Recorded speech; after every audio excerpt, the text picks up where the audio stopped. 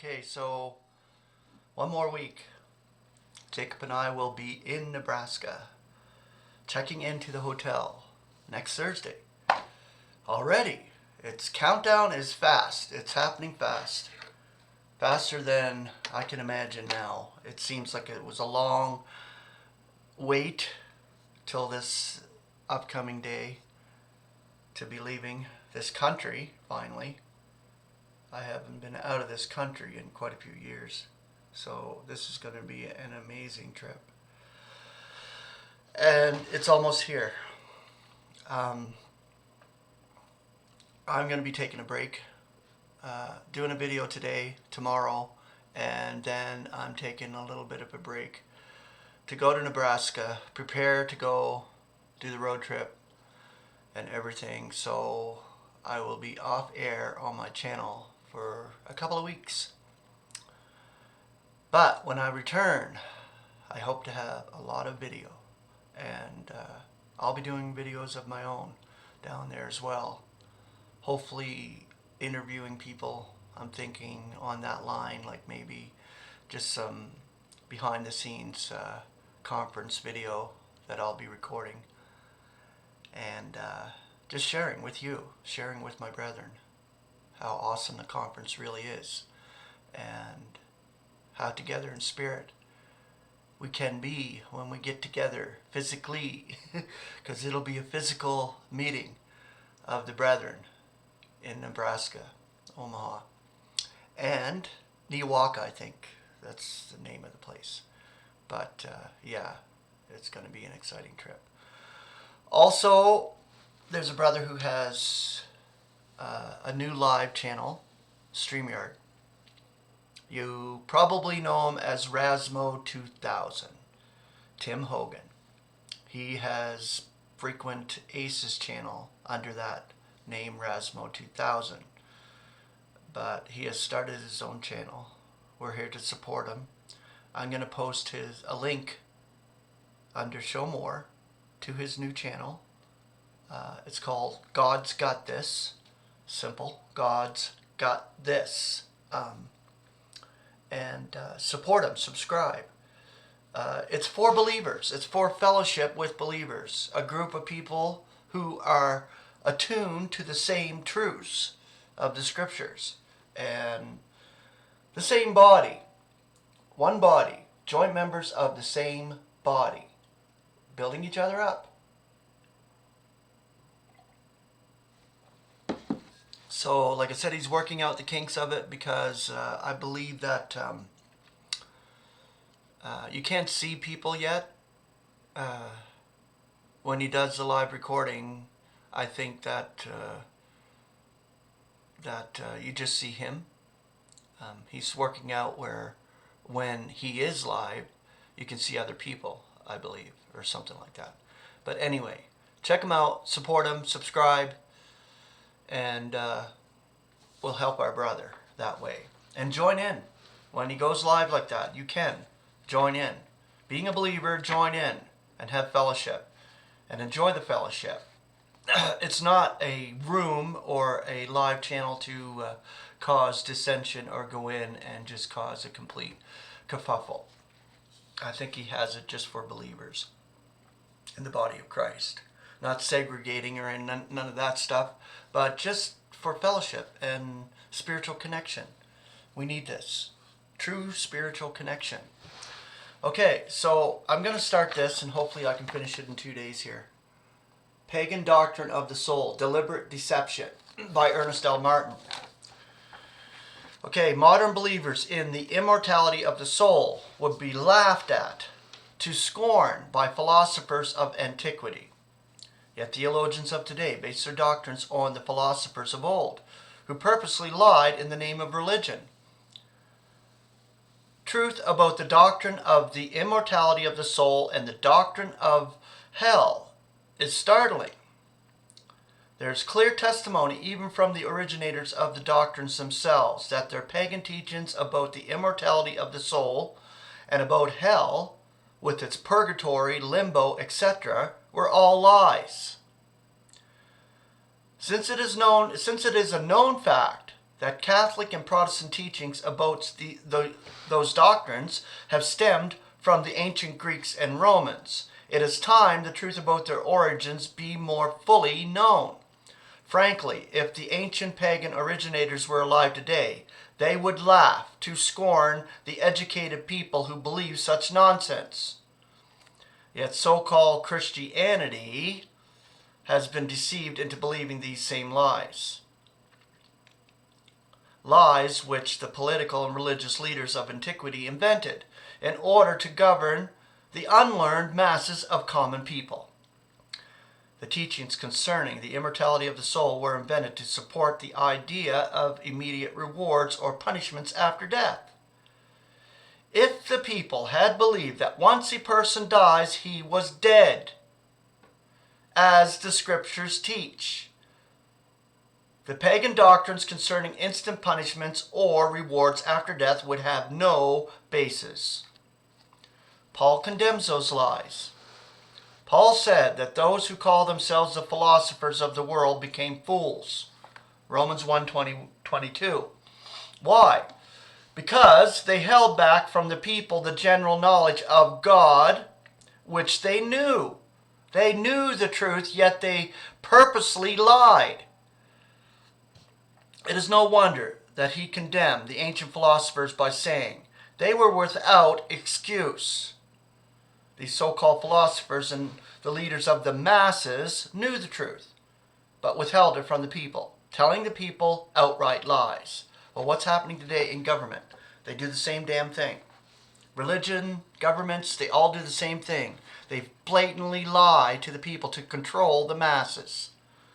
They don't want to tell them the truth. The truth is unknown.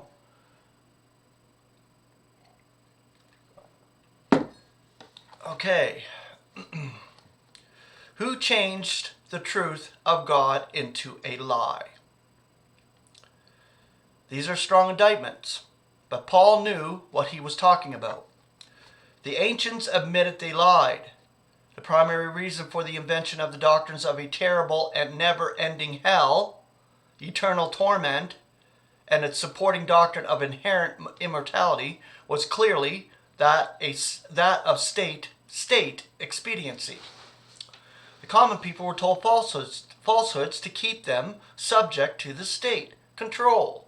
Well, this is what they do today in government and religions. Control the masses, control the people. We have these judicious remarks by one of the most stable historians of the old world, Polybus. This Greek writer lived in the first century BC and wrote a history of the Roman Republic. In his section on Roman government, he writes, "But as the people universally are fickle and inconstant, filled with irregular desires, precipitate in their passions, and prone to violence, there is no way to restrain them, but by the dread of the things unseen, i.e. the compartments of hell, and by pageantry of terrifying fiction. The ancients therefore acted not absurdly, nor without good reason, when they invented the notion concerning the god small g and the belief of infernal or eternal punishments."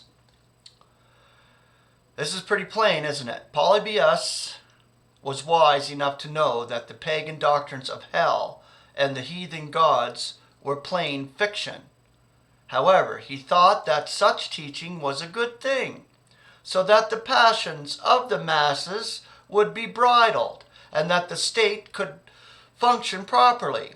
But as he states, the educated leaders knew the whole teaching was a lie. Well, what do they do in Christendom? It's self and sanitation. They try to fix what they can't fix with lies. The lie of eternal torment, the lie of the immortality of the soul. All of these are false doctrines to delude the masses and control them, thinking that they're controlling them, but they're not. They're making things worse. And this is what Christianity does. They make it worse, not better. if they actually would only speak of the love of God for his creatures and the contrast that is there, a necessary contrast to bring about the greater good, it would win a lot more people. But God holds it back. He gives them over to the deception and the lies on purpose. We have the records of many learned men of ancient Greece and Rome who plainly knew that the doctrines about the immortality of soul and the compartments of hell, etc., were all falsehoods. They were invented to deceive the common people into a type of obedience to the state. Pagan religion and all its ramifications was simply manufactured to control the masses. The doctrines of hell immediately after death, which signified that people had inherent immortality, were meant to scare the common people into being faithful citizens. Philosophers, theologians, and statesmen developed what became known by the 1st century BC as the double doctrine, or the double truth, teaching.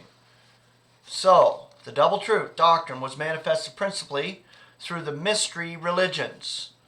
Those few who were initiated into the highest degree of the mysteries were told the truth regarding the immortality of the soul and hell, etc., or eternal torment.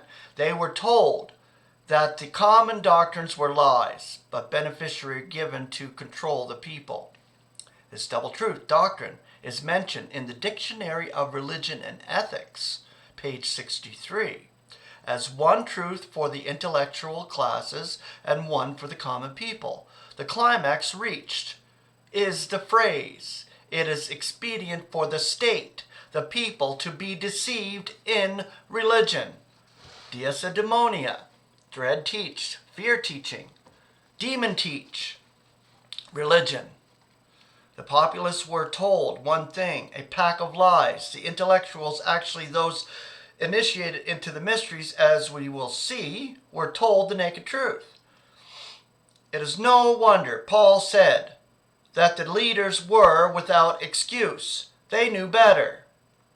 They hold back the truth. Romans 1:18.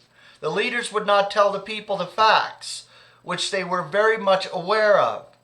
The Dictionary of Religion and Ethics shows how these men made jests about the credulity of the common people in accepting their teachings. Cicero was an augur, a Roman religious official. Augur, A-U-G-U-R. Yet he quotes with approval Cato saying that he wondered how one augur could meet another without laughing. Even these two were pagan theologians, sponsored by the state. Yet they were well aware of the nonsense they were so sincerely and reverently teaching the common people. The Dictionary of Religion and Ethics continues. The latter-day philosophers of Greece proved to the Roman that the foundations of his religion were baseless. Yet its existence was indispensable for the preservation of the state. This conflict between private belief and public conduct can be seen.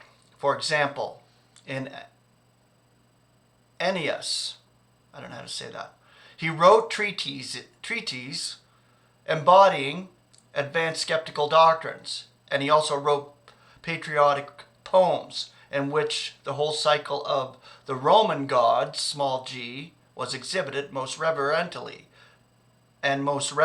treated. Ennius used the familiar double doctrine method of teaching. Okay, so we're going to get into that double doctrine manifested in all philosophical schemes.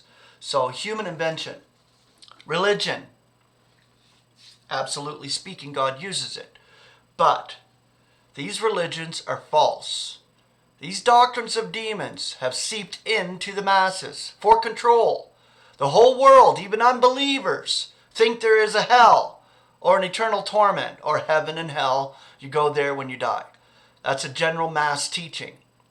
Religion has promoted it, and religion keeps it going.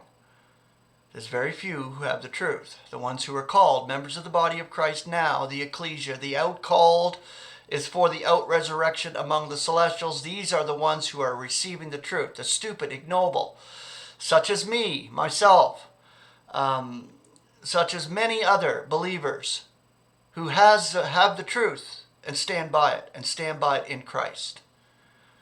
Just so you know, we are not deceived by false doctrines, and we stand for the truth of the Scriptures. Grace and peace.